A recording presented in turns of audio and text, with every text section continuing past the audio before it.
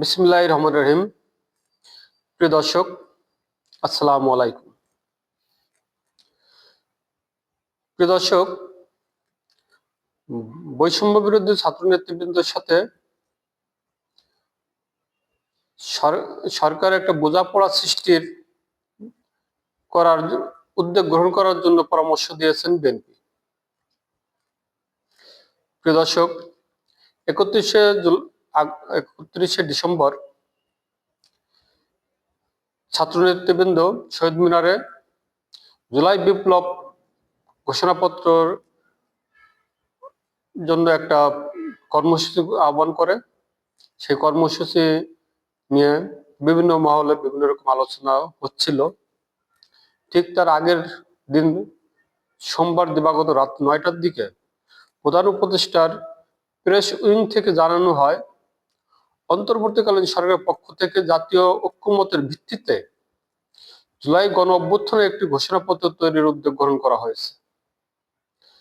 জুলাই গণ অভ্যুত্থানের মধ্য দিয়ে গড়ে ওঠা জনগণ ঐক্য, ফ্যাসিবাদ বিরোধী চেতনা ও রাষ্ট্র সংস্কারের আকাঙ্ক্ষাকে সুসংহত রাখার জন্য এই ঘোষণাপত্রটি গৃহীত হবে। সরকারের পক্ষ থেকে এই ঘোষণা আসার পরেই রাজনীতিতে নতুন করে আলোচনা শুরু হয়। রাত 10টার দিকে বিএনপির স্থায়ী কমিটির সদস্য ইকবাল হাসান মাহমুদ টুকু বলেন, বৈঠকে আমরা আলোচনা করেছি, তাদের ঘোষণার বিষয়ে তাদের অবস্থান প্রকাশ্যে এলে দলীয় অবস্থান আসবে। দৈনিক ফুলকি পত্রিকা প্রকাশিত সংবাদে বলা হয়, সোমবার গভীর রাতে বিএনপির উচ্চ পর্যায়ের সূত্রে জানায়, রবিবার প্রধান উপদেষ্টাকে বিএনপির পক্ষ থেকে পরামর্শ দেওয়া হয়েছে প্রোক্লেমেশন অব জুলাই গণপ্রোগ্রাম নিয়ে বৈষম্য বিরোধী ছাত্র নেতাদের বক্তব্য, তাদের অবস্থান পর্যালোচনা করে তাদের সঙ্গে বোঝাপড়া সৃষ্টি করার জন্য বিএনপির স্থায়ী কমিটির একজন প্রভাবশালী সদস্য এ বিষয়ে দলীয় মতামত পেশ করেছেন। সূত্রে জানায়, প্রধান উপদেষ্টার কার্যালয়ে দুইটি মতামত দেওয়া হয়েছে। একটি হচ্ছে, বিগত জুলাই আগস্ট অভ্যুত্থান হয়েছে সকল দল মত নির্বিশেষে, সবার অংশগ্রহণের মধ্য দিয়ে ফ্যাসিস্ট সরকারের পতন হয়েছে।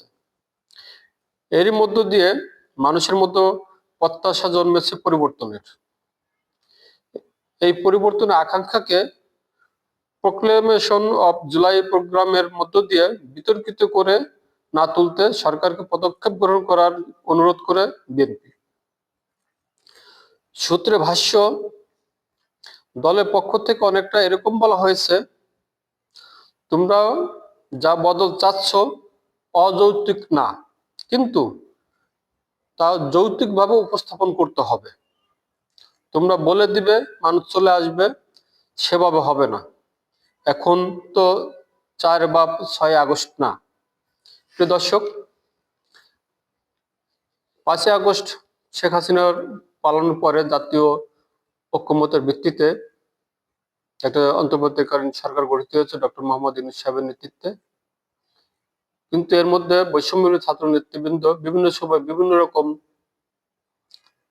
উদ্যোগ গ্রহণ করেছে বা বিভিন্ন রকম বক্তব্য প্রদান করে চলেছে, যা জাতীয় ঐক্য বিনষ্ট হওয়ার মতো অবস্থা সৃষ্টি হয়েছে।